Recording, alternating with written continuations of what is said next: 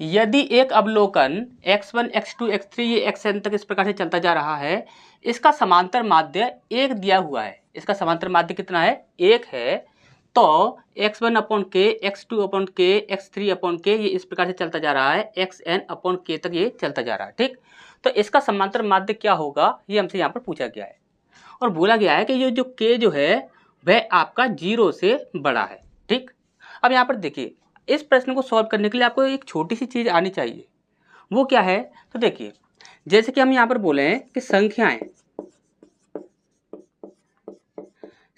यदि हम बोलते हैं कि संख्याएं 7 हैं, 7 संख्याएं हैं और उनका औसत जो है वह 10 है। हमने बोला कि 7 संख्या हैं और उनका औसत जो है वह 10 है।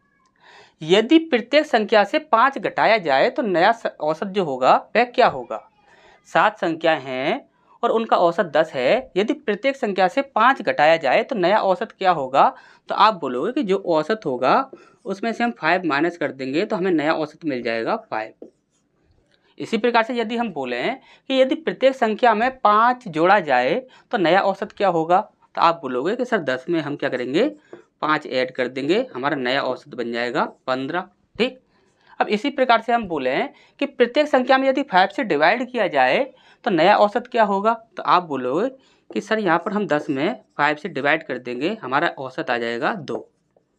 ठीक, अब यही कंडीशन जो है वही आपकी यहाँ पर फॉलो हो रही है, वो भी ध्यान से देखिएगा। जैसे कि बोला गया है x1, x2, x3 इस प्रकार से ये xn तक चलता जा रहा है और इसका समांतर माध्य कितना है 1 है।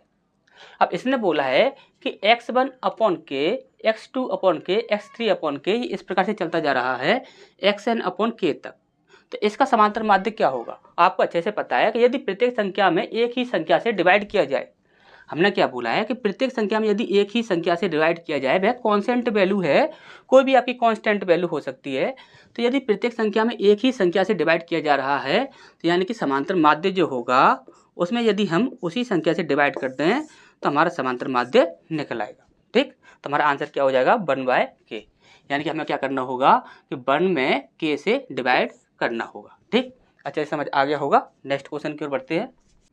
इसके बाद नेक्स्ट प्रश्न है हमारे यहाँ पर, देखिए यहाँ पर ये आपका एक प्रश्न दिया गया है। इस प्रश्न को आप देखोगे तो आप बोलोगे सर इजीली सॉल्व हो सकता है, लेकिन यदि आप इस प्रश्न में यदि आप पृष्ठीय क्षेत्रफल यदि आप इसका मतलब अच्छे से जानते हो, यदि आप इस प्रश्न के लिए पृष्ठीय क्षेत्रफल का मतलब अगर अच्छे से जानते हो तभी आप इस प्रश्न को सॉल्व कर पाओगे सही। यदि आप पृष्ठीय क्षेत्रफल का मतलब अच्छे से नहीं जानते हो तो आप 100% इस प्रश्न का आंसर गलत दोगे। ठीक, अब हम ऐसा क्यों बोल रहे हैं तो वो चीज़ आप ध्यान से समझिएगा। ठीक, जैसे कि हम यहाँ पर बोलें कि यदि आपको ये प्रश्न सॉल्व करना है तो आपको करना क्या होगा, तो यहाँ पर देखिए 14 सेंटीमीटर व्यास है और 24 सेंटीमीटर ऊंचाई है किसकी, शंकु की। इसके बाद बोला गया है कि उसे 14 सेंटीमीटर भुजा वाले एक घन पर रखा जाता है, यानी कि उसने कुछ ऐसा बोला है जैसे कि यहाँ पर ये आपका एक शंकु है, इस शंकु को क्या किया गया है एक घन के ऊपर रख दिया गया है। ठीक, एक घन के ऊपर रख दिया गया है।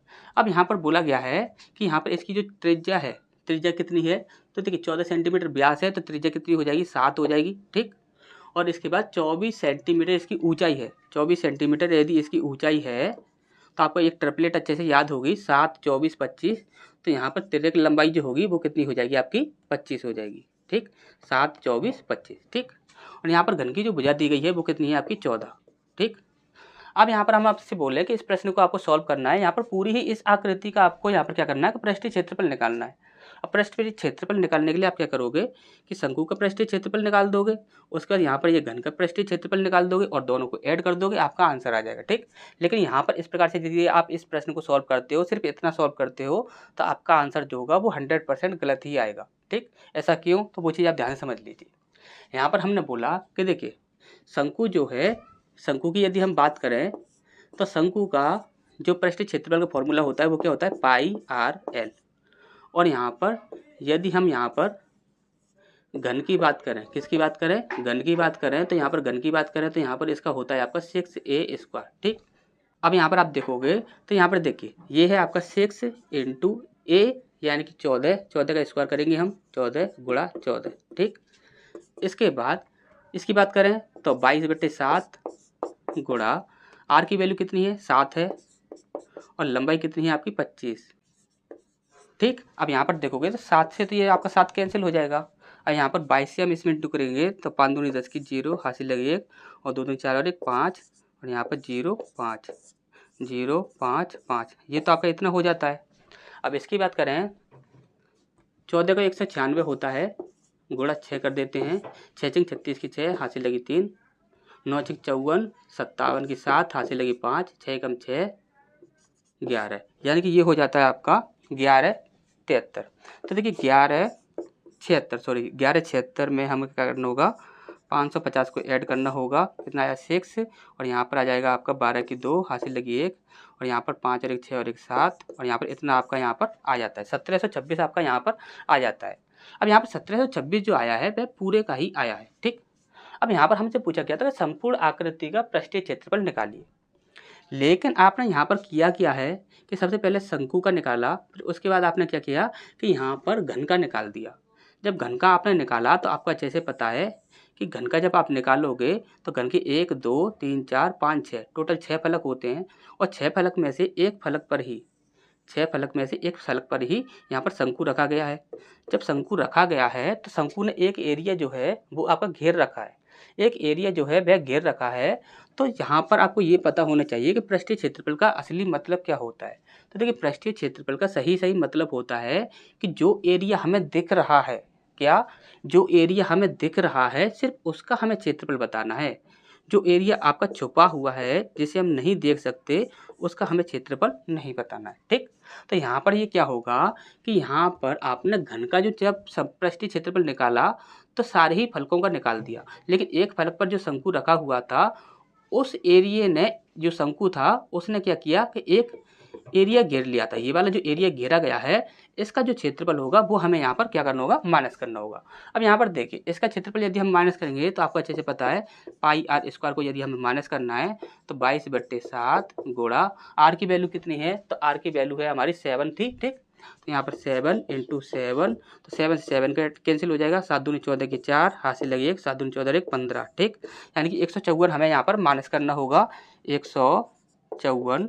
ठीक, यहाँ पर कितना बचा आपका 2 बचा और यहाँ पर बच जाएगा आपका 7 बच जाएगा, यहाँ पर 6 में से 1 गया तो 5 और यहाँ पर 1 1572 ये हमारा सही आंसर हो जाएगा।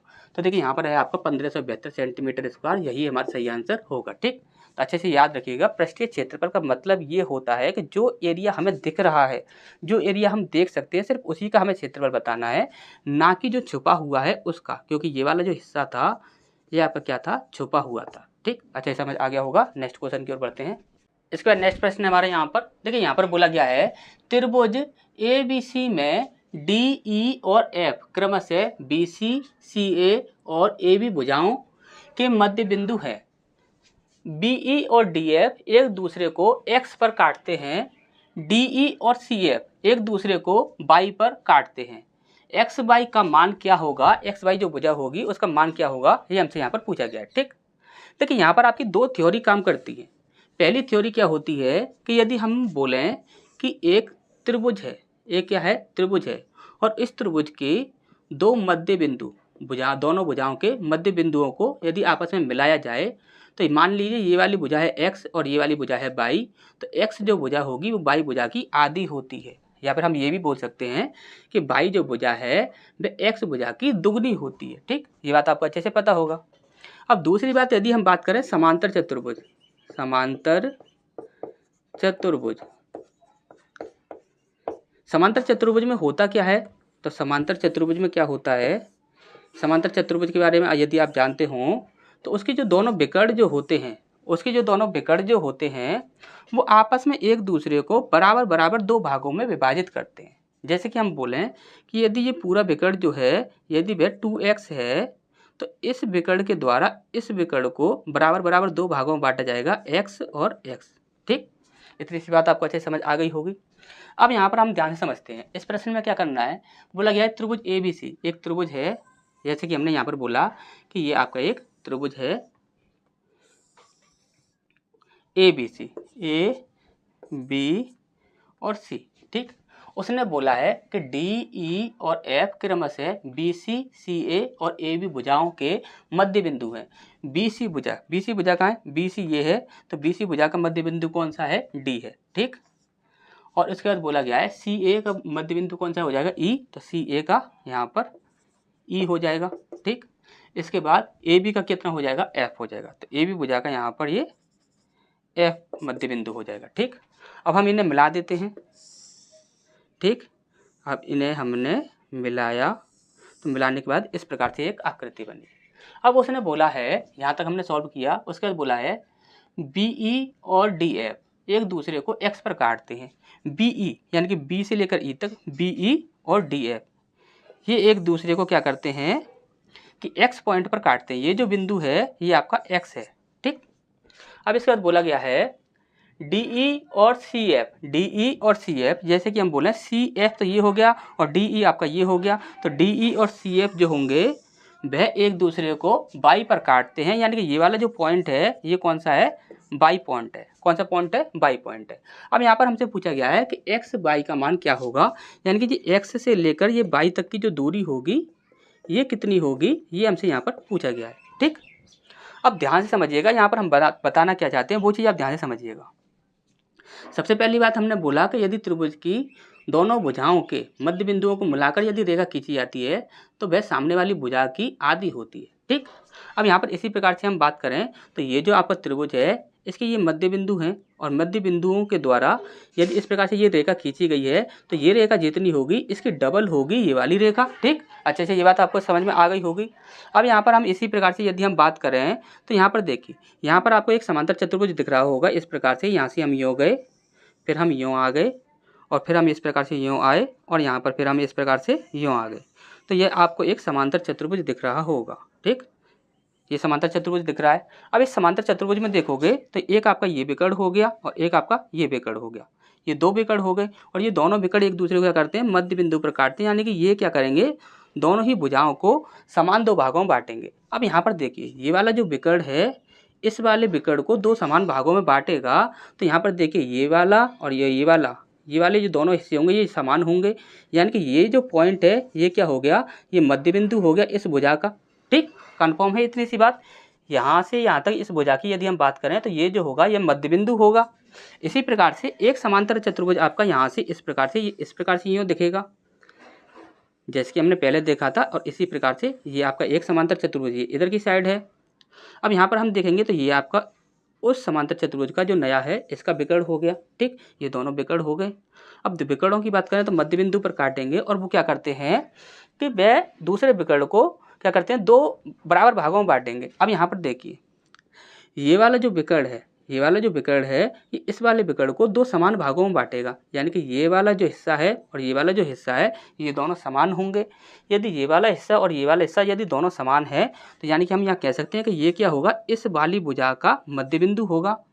और हमने आपको क्या बोला था कि जब कभी भी किसी भी त्रिभुज के दोनों भुजाओं के मध्य बिंदुओं को मिलाकर यदि रेखा खींची जाती है तो वह सामने वाली भुजा के आधे के बराबर होती है। तो यानी कि हम यहाँ कह सकते हैं कि ये जो आपका त्रिभुज है जो आपका बीच में बना है, ये वाला जो त्रिभुज है इसके ये दोनों क्या हैं, मध्य बिंदु हैं और मध्य बिंदुओं को मिलाकर ही एक ये रेखा खींची गई है जिसका मान हमसे यहाँ पर पूछा गया है। और आपको अच्छे से पता है, जैसे कि हम यहाँ पर बोलें यदि देखिए ये वाली भुजा को हम मान लें कि ये भुजा आपकी कितनी है, 1 सेंटीमीटर है, तो ये कितनी हो जाएगी, ये आपकी 2 हो जाएगी। और यदि ये 2 होगी तो ये इसकी डबल हो जाएगी, ये कितनी हो जाएगी, 4 हो जाएगी। समझ आया अच्छे से। यदि ये आपकी 1 है तो ये आपकी 2 हो जाएगी, यदि ये 2 है तो ये कितनी हो जाएगी, 4 हो जाएगी। तो इसी प्रकार से यहाँ पर देखिए आंसर देखते हैं, तो यहाँ पर देखिए आंसर दिए गए हैं BC/4, तो BC/4 हमारे यहाँ पर आंसर हो जाएगा, ठीक। अच्छे से समझ आगे होगा। नेक्स्ट क्वेश्चन की ओर बढ़ते हैं। इसका नेक्स्ट प्रश्न है हमारे यहाँ पर, देखिए यहाँ पर बोला गया है नल ए एक भरी हुई टंकी को 5.6 घंटे में खाली कर सकता है, जबकि बी नल जो है वह टंकी को खाली होने पर 7 घंटे में भर सकता है। यदि टंकी के भरा होने पर प्रारंभ करते हुए नल ए और बी को बारी बारी से प्रत्येक को 1 घंटे के लिए खोला जाता है तब टंकी खाली होने में कितना समय लगेगा, ये हमसे यहाँ पर पूछा गया है, ठीक। अब यदि आप इस प्रश्न का सॉल्व करते हो तो यदि आप देखिए बेसिक जो आपका तरीका होता है, यदि उसको ना समझते हुए यदि आप इस प्रश्न को सॉल्व करते हो तो आप इसका आंसर क्या दोगे, 56 इसका आंसर दोगे। लेकिन 56 जो आंसर है वह आपका बिल्कुल ही गलत है। और 56 आंसर आप क्यों दोगे वो चीज़ भी हम आपको बताते हैं, और साथ ही साथ ये भी बताते हैं कि साथ इसका जो सही आंसर होगा और इसको सॉल्व करने का सही तरीका जो होगा वो क्या होगा। ठीक, तो यहाँ पर देखते हैं। यहाँ पर देखिए, यहाँ पर बोला गया नल ए है, नल ए है जो कि भरी हुई टंकी को 5.6 घंटे में खाली करता है, यानी खाली करता है, इसे हम माइनस चिन्ह दे देते हैं, ये खाली करता है। तो 5.6 का मतलब हम रख देते हैं यहाँ पर 56/10। ठीक, इतना हम रख सकते हैं।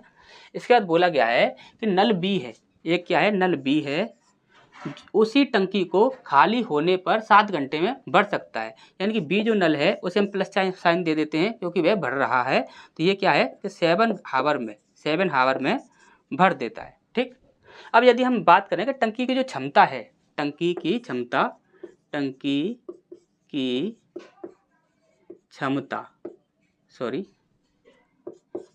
जो क्षमता है वो कितनी है। तो टंकी की क्षमता हो जाएगी, हम क्या करेंगे, इनका एलसीएम ले लेंगे। तो देखिए 56 और 7 इनका यदि हम एलसीएम लेते हैं तो एलसीएम कितना आ जाएगा आपका, 56 ही आ जाएगा, यानी कि 56 लीटर की आपकी क्या है, ये टंकी है। ठीक, अब यहाँ पर हम बात करें कि ए जो है वह 1 घंटे में कितना खाली करता है और बी जो है वह 1 घंटे में कितना पानी भरता है। तो हम क्या करेंगे, 56 से इसमें भाग लगाएंगे, कितनी बार गया, एक बार गया, और 1 से 10 में गुणा करेंगे तो 10, यानी कि ए जो है वह 1 घंटे में 10 लीटर पानी खाली कर देता है। और बी जो है, बी से हम भाग लगाते हैं, देखिए 7 से यदि हम भाग लगाएंगे 7 8 56 होता है, तो यहाँ पर 8 लीटर, यानी कि हम यहाँ कह सकते हैं कि बी जो है वह 1 घंटे में 8 लीटर पानी भर देता है। ठीक, ए जो है वह 1 घंटे में 10 लीटर खाली कर देता है और बी जो है वह 1 घंटे में 8 लीटर भर देता है। ठीक, इतनी सी बात आपको अच्छे से समझ आ गई होगी। अब यहाँ पर यदि हम बात करें कि देखिए ये 1 घंटे में 10 लीटर भरता है और ये 1 घंटे में 10 लीटर खाली करता है और ये 1 घंटे में 8 लीटर भरता है, यानी कि हम यहाँ पे इनके 2 घंटे की बात करें, यानी कि ए और बी के 2 घंटे का कार्य, यदि हम इन दोनों के 2 घंटे की कार्य की बात करें तो 2 घंटे का कार्य क्या होगा। तो देखिए ये तो आपका 10 लीटर खाली करता है और ये 8 लीटर भरता है, यानी कि 2 घंटे में यदि हम ये कार्य करेंगे तो देखिए 10 में से आप 8 माइनस कर दोगे, यानी कि आप क्या करोगे कि 2 लीटर टंकी खाली कर दोगे, कितने समय में, 2 घंटे में। यदि 2 घंटे में 2 लीटर टंकी खाली हो रही है तो 1 घंटे में कितनी खाली हो जाएगी, तो 1 घंटे में 1 लीटर खाली हो जाएगी।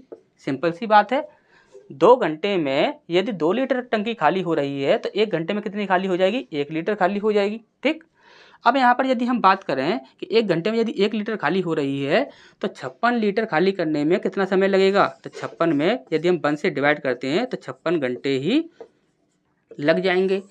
इस प्रकार से आप इस प्रश्न को सॉल्व करोगे तो यहाँ पर आपका 56 लीटर आंसर आ जाएगा, 56 हावर, और यही आपका क्या होगा, बिल्कुल ही गलत होगा। ठीक, अब आप बोलोगे सर ये ऐसा क्यों है, तो वो चीज़ आप ध्यान से समझ लीजिए। जैसे कि हमने यहाँ पर बोला कि टंकी जो है वह 56 लीटर की है, टंकी कितने की है, 56 लीटर की है। अब यहाँ पर ध्यान से एक बात समझिएगा, ए जो है वह 10 लीटर खाली करता है और बी जो है वह 8 लीटर भरता है। अब यहाँ पर यदि हम बात करें कि जो टंकी जो है, यदि हम यहाँ पर दोनों नलों को एक एक करके हमें स्टार्ट करना है, जैसे सबसे पहले हमें 1 घंटे के लिए एक नल को खोलना है और दूसरे 1 घंटे के लिए दूसरे नल को खोलना है। अब यहाँ पर क्या है कि यहाँ पर ये कंफर्म नहीं किया गया है कि जो नल है पहले कौन सा नल हमें खोलना है, पहले हमें ए नल खोलना है या हमें बी नल खोलना है। इनमें से हमें कोई भी यहाँ पर कंफर्म नहीं है कि पहले हमें ए नल खोलना है या हमें बी नल खोलना है। यदि हम यहाँ पर बी नल खोलते हैं, ध्यान से समझिएगा, यदि हम यहाँ पर बी नल खोलते हैं, क्योंकि ये आपका पॉजिटिव है और पॉजिटिव से ही हमेशा ही शुरुआत की जाती है, जैसे कि आपको पता होगा। तो देखिए पॉजिटिव से यदि शुरुआत की जाती है तो यदि हमें बी से कार्य को स्टार्ट करना है, यदि बी से हमें कार्य को स्टार्ट करना है तो बी क्या करता है, 8 लीटर भरता है। बी क्या करता है, 8 लीटर भरता है, तभी तो वह पॉजिटिव है। और यदि हमें इससे स्टार्ट करना है तो आप ध्यान से समझिएगा, यदि यहाँ पर मान के चलिए ये एक टंकी है, यदि ये एक टंकी है और ये टंकी पूरी भरी हुई है, ये टंकी जो है वह पूरी भरी हुई है, और यदि ये टंकी पूरी भरी हुई है, यदि हमने बी नल को स्टार्ट कर दिया, बीनल को स्टार्ट कर दिया तो वो क्या करेगा, इसमें पानी भरना स्टार्ट कर देगा और पानी जो होगा वो सारा ही वेस्ट हो जाएगा, क्योंकि टंकी पहले से ही भरी हुई है। सारा की सारा जो पानी होगा वह यहाँ से निकल जाएगा। ठीक, इतनी सी बात आपको अच्छे समझ आ गई होगी। तो इसके लिए हमें क्या करना होगा कि सबसे पहले ए का 1 घंटे का कार्य जो होगा वह हमें यहाँ पर माइनस करना होगा। ध्यान समझ लीजिए, सबसे पहले हमें क्या करना होगा कि ए का 1 घंटे का कार्य हमें यहाँ पर माइनस करना होगा, क्योंकि यहाँ पर हमें टंकी खाली चाहिए, क्योंकि हमें टंकी थोड़ी खाली चाहिए जिससे कि बी जो है वह पानी भर सके। ए जो है वह 10 लीटर यहाँ पर खाली कर देता है और बी जो है वह यदि 8 लीटर भरता है, तो यदि 10 लीटर यदि इसने खाली कर दिया तो वह दूसरे घंटे में बी जो होगा वह 8 लीटर आराम से भर सकता है। तो यानी कि हम यदि यहाँ से ए का 10 लीटर यदि हम यहाँ से माइनस कर दें, ए का यदि हम 10 लीटर यदि यहाँ पर माइनस कर दें तो बचता कितना है आपका 46 लीटर। ठीक, कितना बचा आपका 46 लीटर। अब ये 46 लीटर है तो आपको अच्छे से पता है कि यहाँ पर 2 घंटे में 2 लीटर खाली होता है और 1 घंटे में 1 लीटर खाली होता है। तो 46 लीटर खाली करने में कितना समय लगेगा, तो 46 को खाली करने में 1 से हम जब डिवाइड करेंगे तो यहाँ पर हमारा आंसर क्या आ जाएगा 46 हावर। ठीक, अब 46 लीटर जो पानी है उसे खाली करने में हमें कितना समय लगा है, 46 हावर लगे हैं। लेकिन हमने 1 घंटे का इसका भी तो कार्य माइनस किया था। अब यहाँ पर आप टंकी में देखोगे तो लास्ट बार जब बी ने 1 घंटे कार्य किया होगा तो उसने 8 लीटर पानी इसमें भर दिया होगा, जैसे कि वो भरता है। अब यहाँ पर क्या होगा कि यहाँ पर ए आएगा और ए जो है वह 1 घंटे में 10 लीटर खाली कर देता है, तो 8 लीटर जो पानी है वह इजीली खाली कर देगा। यानी कि यहाँ पर 46 जो है तो इसमें हमें क्या करना होगा, 1 घंटे का कार्य ए का यहाँ पर ऐड करना होगा। तो यहाँ पर कितना हो जाएगा आपका 46 + 1 कितना हो जाएगा आपका 47 घंटे। तो टोटल टंकी को खाली करने में हमें समय कितना लगा, 47 घंटे। ठीक, तो यहाँ पर ये आपका सही आंसर हो जाएगा। ठीक, अच्छे समझ आ गया होगा। नेक्स्ट क्वेश्चन की ओर बढ़ते हैं। इसका नेक्स्ट प्रश्न हमारे यहाँ पर देखिए, यहाँ पर बोला गया है यदि 10 sin की पावर 4a + 15 cos की पावर 4a = 6 हो तो 27 cosec की पावर 6a + 8 sec की पावर 6a का मान क्या होगा, ये हमसे यहाँ पर पूछा गया है। ठीक, तो देखिए बहुत ही ज़्यादा इजी प्रश्न है, आपको छोटी छोटी सी बातें आपको अच्छे से पता होनी चाहिए।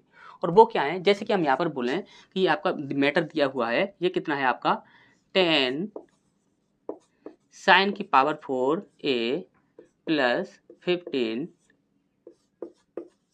cos की पावर 4a = 6 दिया हुआ है। ठीक, ये आपका दिया हुआ है। अब यहाँ पर आपको एक फॉर्मूला अच्छे से याद होगा, जो कि जिसने भी ट्रिग्नोमेट्री पढ़ा होगा उसे 100% याद ही होता है। और वो क्या होता है, वो ये होता है sin square theta plus cos square theta बराबर क्या होता है आपका 1 होता है। ये हर किसी को याद रहता है, हर किसी को याद रहता है। अब यहाँ पर यदि हम बात करें कि sin स्क्वायर थीटा और cos स्क्वायर थीटा यदि इन दोनों का योग किया जाता है तो वह 1 होता है।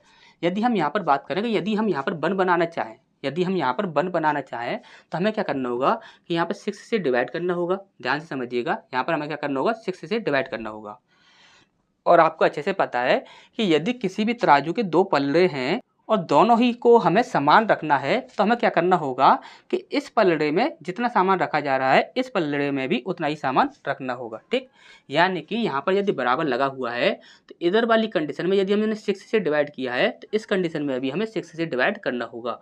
यानी कि हम यहाँ पर 6 से इसमें डिवाइड कर देते हैं और यहाँ पर हम 6 से इसमें डिवाइड कर देते हैं। ठीक, तो यहाँ पर आपका 6 से डिवाइड करेंगे तो हमारा कितना बन जाएगा 1 बन जाएगा। ठीक, और यहाँ पर हम 6 से डिवाइड करते हैं तो देखिए इसे काट सकते हैं हम 3 पंजे 15 और 3 दूनी 6 इतना हो जाएगा। ठीक, और इसे हम काट सकते हैं तो इसे हम 2 से काट सकते हैं, 2 पंजे 10 2 तिया 6। ठीक, अच्छे समझ आ गया होगा। अब यहाँ पर हमारा ये इतना मैटर बन चुका है, लेकिन यहाँ पर पावर की प्रॉब्लम है। पावर हमें यहाँ पर कितनी चाहिए 2 चाहिए, लेकिन यहाँ पर पावर कितनी है 4 है। तो आपको एक छोटी सी चीज़ अच्छे से याद होगी, यदि हम बोलें कि x की पावर 4 है और इसे हमें क्या करना है कि x की पावर 2 में कन्वर्ट करना है, तो क्या हम इसे ऐसे लिख सकते हैं कि x की पावर 4 × 1/x की पावर 2, क्योंकि गुणा में घातें क्या होती हैं जुड़ जाती हैं। और यहाँ पर क्या होगा जब डिवाइड होगा तो पावर क्या होंगी घट जाएंगी। यहाँ पर डिवाइड होगा तो पावर घट जाएंगी, यानी कि 2 पावर से 2 पावर कैंसिल हो जाएगी, यानी कि कितना बच जाएगा x की पावर 2। ठीक, ये बात आपको अच्छे से पता होगी। इसको यदि हम यहाँ पर यूज करें तो देखिए यहाँ पर आपका 5/3 सॉरी यहाँ पर आपका x साइन की पावर 4a, साइन की पावर 4a है। यदि हम इसे 1 साइन की पावर 2a से इंटू कर दें,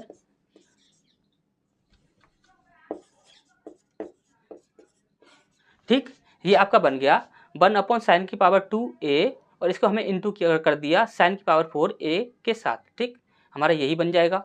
इसके बाद है आपका ये इस प्रकार से ये कॉस है, तो कॉस को हम क्या कर सकते हैं कि 1 कॉस की पावर 2a इंटू कॉस की power 4a is equal to 1। ठीक, इस प्रकार से कर सकते हैं।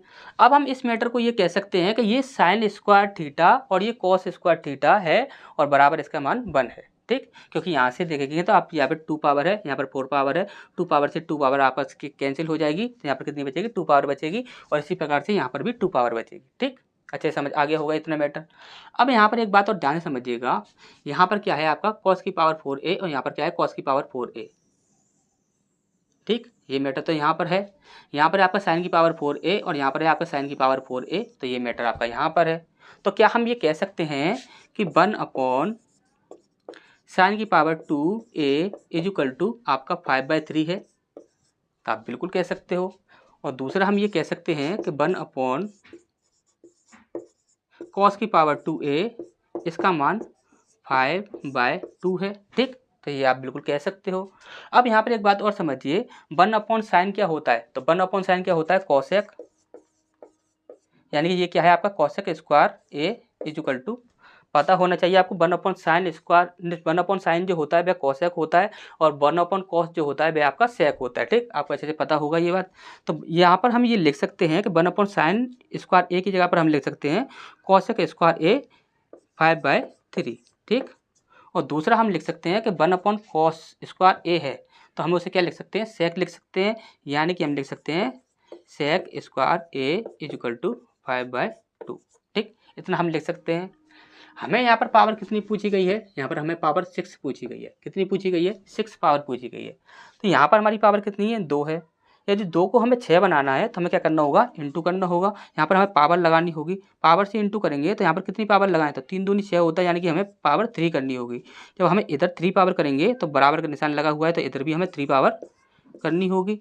यदि हम इधर 3 पावर करेंगे तो इधर भी हमें क्या करना होगा 3 पावर करनी होगी। ठीक, तो यहाँ पर आप देखोगे तो ये तो हो जाएगा आपका कोसेक की power 6a is equal to, ये हो जाएगा आपका 125 27, इसका क्यों करेंगे तो 27 हो जाएगा, इसका क्यों करेंगे तो 125 हो जाएगा। ठीक, इसी प्रकार से यहाँ पर हम देखेंगे तो ये हो जाएगा आपका सेक की power 6a is equal to, इसका कितना हो जाएगा 125 हो जाएगा। ठीक, और इसका कितना हो जाएगा 8 हो जाएगा। ठीक, यानी अब हम यहाँ पर कह सकते हैं कोसेक की पावर 6a की वैल्यू है 125/27 और सेक की पावर 6a इसकी वैल्यू है आपकी 125/8। ठीक, अब यहाँ पर आप इसे देख लीजिए, जैसे कि यहाँ पर आपसे पूछा गया था, आपसे क्या पूछा गया था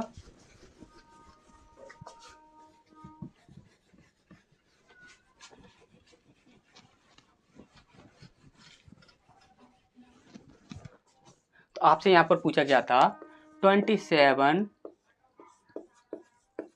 कोसेक की पावर 6a प्लस 8 सेक की पावर 6a। ठीक, यही था 27 और 6 8। ठीक, और यहाँ पर इसका मान क्या होगा ये हमसे यहाँ पर पूछा गया था। ठीक, अब यहाँ पर देखिए 27 इंटू कोसेक की पावर 6a की वैल्यू हमारी कितनी है, कोसेक की पावर 6a की वैल्यू है 125/27। ठीक, प्लस यहाँ पर हम बोले हैं कि 8 इंटू सेक की पावर 6a की वैल्यू कितनी है, तो सेक की पावर 6a की वैल्यू है 125/8, 125/8। अब यहाँ पर हम इसे सॉल्व कर देंगे, हमारा आंसर आ जाएगा। ठीक, अब यहाँ पर देखिए 8 से 8 कट जाएगा और 27 से 27 कट जाएगा, 125 दूनी कितना हो जाएगा 250 हो जाएगा और 250 ही हमारा यहाँ पर आंसर हो जाएगा। ठीक, तो यहाँ पर देखिए सी ऑप्शन जो है वह हमारे यहाँ पर सही हो जाएगा। तो नेक्स्ट क्वेश्चन की ओर बढ़ते हैं। इसका नेक्स्ट प्रश्न हमारे यहाँ पर देखिए, यहाँ पर बोला गया है 4 संख्याओं w, x, y और z को आरोही क्रम में व्यवस्थित किया जाता है तब सबसे छोटी 3 संख्याओं का औसत इतना दिया हुआ है, जबकि सबसे बड़ी 3 संख्याओं का औसत, सबसे बड़ी जो 3 संख्या हैं उनका दिया हुआ है आपका 29.5। तो आंकड़ों की रेंज क्या होगी? ठीक, देखिए रेंज के लिए आपने सीधा ही एक फॉर्मूला पढ़ा होगा कि रेंज निकालते हैं तो वो क्या करते हैं हम, रेंज के लिए हम क्या करते हैं, सबसे बड़ी संख्या माइनस सबसे छोटी संख्या। ठीक, यही आपका फॉर्मूला होता है, आपको अच्छे से याद होगा। रेंज निकालने के लिए हम क्या करते हैं, सबसे बड़ी संख्या ले लेते हैं, जो भी आपकी संख्याएं दी गई हैं उनमें से सबसे बड़ी संख्या में से सबसे छोटी संख्या को माइनस कर देते हैं, हमारी रेंज निकल आता है। ठीक, लेकिन यहाँ पर आप ऐसा बिल्कुल भी नहीं कर सकते हो, क्योंकि यहाँ पर आप देख रहे हो कोई भी आपको संख्या नहीं दी गई है। अब यहाँ पर आप ध्यान से समझिएगा, यदि यहाँ पर 4 संख्याएं हैं, जैसे कि 1 2 3 4, और उन्हें आरोही क्रम में ही लगाया गया है, उसने पहले ही बोला गया है उसे आरोही क्रम में व्यवस्थित किया गया है। तो उसने बोला है कि सबसे छोटी जो 3 संख्या हैं उनका औसत कितना है, 25.5, और सबसे बड़ी जो 3 संख्या हैं उनका कितना है आपका 29.5। ठीक, ये आपका दिया हुआ है। तो यहाँ पर आप देखिए रेंज निकालने के लिए एक ये फॉर्मूला तो आप यूज करते ही हो, लेकिन आप एक फॉर्मूला और यूज कर सकते हो। यदि सारे ही आंकड़े आपके एक आरोही क्रम में व्यवस्थित लगे हुए हैं, तो चाहे आपकी कितनी भी संख्याएं दी गई हों, उनमें से सबसे छोटी संख्याएं जो होंगी, उन जो सबसे छोटी संख्या जो होंगी और सबसे बड़ी जो संख्या होंगी, उनका जो योग होगा, क्या होगा, उनका जो योग होगा, उस योग को आपस में आप माइनस कर दीजिए, आपका आंसर जो होगा वह निकल आएगा। नहीं समझ आया हो तो ध्यान से समझ लीजिए। जैसे कि हम बोलें कि सबसे बड़ी, देखिए यहाँ पर ये सबसे बड़ी है, तो सबसे बड़ी 3 संख्याओं का जो योग होगा वो क्या होगा, तो आप बोलोगे सर औसत में हम 3 से इंटू कर देंगे, तो 29.5 इंटू 3 जब हम करेंगे तो कितना हो जाएगा, 5 या 15 की 5, हासिल लगी 1, 9 × 27 और 1 28 की 8, हासिल लगी 2, और 3 दूनी 6 और 2 8। ठीक, यानी कि हमारे यहाँ पर 88.5 जो है वह सबसे बड़ी जो 3 संख्या हैं उनका यहाँ पर योग निकल आया है। ठीक, अब इसके बाद हम बात करें सबसे छोटी जो 3 संख्या हैं उनका योग कितना होगा, तो आप बोलोगे 25.5 में हम 3 से इंटू कर देते हैं, तो यहाँ पर आएगा 5 या 15 की 5, हासिल लगी 1, और 25 या 75 और 1 76, तो 76.5 ये हमारे यहाँ पर आ जाता है। अब आप क्या करना है कि सिर्फ इनका अंतर करना है, और आप अंतर करोगे तो कितना आएगा, यहाँ पर देखिए 76 है तो यहाँ पर आपका 4 बचा, और 4 यहाँ पर आपका 8 है, 8 और 4 12, तो 12 जो है वह हमारे यहाँ पर आंसर आ जाएगा। ठीक,